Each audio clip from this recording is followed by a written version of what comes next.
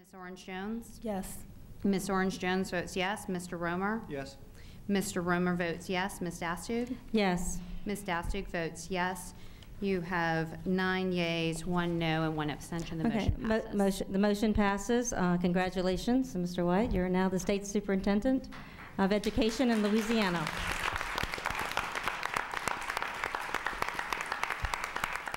Thank you. Well, I of course want to thank you to the board for the opportunity. It is deeply humbling as a career educator to be given the opportunity to positively impact the lives of hundreds of thousands of Louisiana's children, and I take extraordinarily seriously the responsibility that has been put upon me and welcome it. I also want to thank briefly Superintendents Pastorek and Superintendent Tyler, who did so much to lay the foundation that we all now stand upon.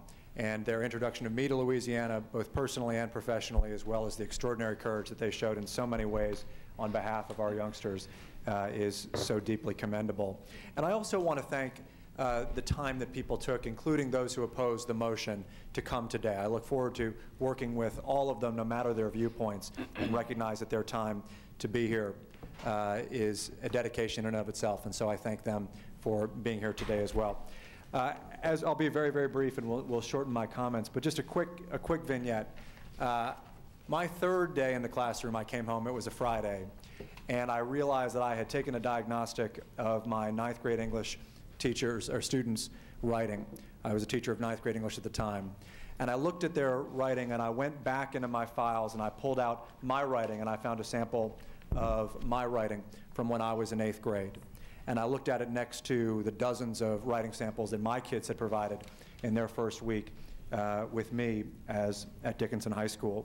And what I saw is that as tremendous as the opportunity that I have here today is, the real great opportunity of my life was reflected in the writing sample that I pulled out from my 8th grade experience. The complexity, the word choice was representative that someone, and not just one person, but a series of people had dedicated their lives, a series of teachers had dedicated their lives to ensuring that I had the opportunity that would afford me to do whatever I wanted to do with my life, and I'm so privileged to have given back. But my kids' samples reflected that they had indeed not received that. And that is not necessarily to lay the blame on anyone in particular, and it's not to say that everyone hadn't tried as best as they could, but it is to say that we as a society had not done right by my kids. And I was determined to change that.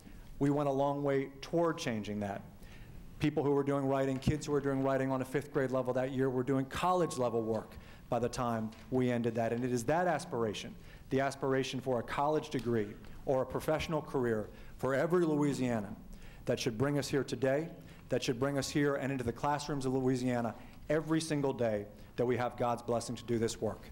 So I want to thank you so much for offering me the opportunity, from the classroom to the school to the district to the State House, to be a part of it, and I look forward to working with all of you. Thank you so much. Well, I think the first goal has to be a great school for every family, a great teacher in every classroom, but we've got to empower educators and parents by removing a lot of the red tape that honestly gets in the way of great teachers doing their work and of parents choosing the best school for their kids. How do you plan to turn this system around here, Matt? Well, it starts state level. It starts number one with accountability for every single adult to make sure that we're getting the best outcome for kids. But if you're going to hold people accountable, you have to empower them to make change. You've got to get the red tape out of the way so the teachers and parents can do what they need to do. I'm thrilled. I'm absolutely thrilled. We have been in an interim leadership state since Paul Pastorek resigned last May. Ms. Tyler has done a phenomenal job as the interim superintendent, but it was time for some permanent leadership. And so this decision could not come sooner. What are the characteristics that really impressed you and the board regarding John White? I think, first and foremost is his experience as an educator, his commitment and dedication to all children, his belief that all children deserve a great education. He had the experience as in the top level management in New York City, which is the largest school system in the country. That experience and what he was really directed and what he was in charge of was to turn around failed schools, to transform failing schools, and that is exactly the work that we're trying to do here in Louisiana. So we could not have built a resume for a state superintendent that was stronger than the one that he presented to us today. What would you like to see happen, the first 2 or 3 things that you'd like to accomplish as superintendent?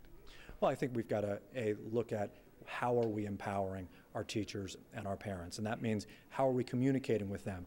What work are we giving them? And are we focusing them on new standards? And are we focusing them on the new teacher evaluation tools? If we can focus them on that work by removing a lot of the red tape that distracts them from student learning, that's a great way to start. Are you encouraged by everything that you've heard here today? I'm extremely encouraged by the foundation that Superintendent Pasternak and Superintendent Tyler laid for change for kids in this state. This state, Louisiana, I think has the most promising education future of any state in the country.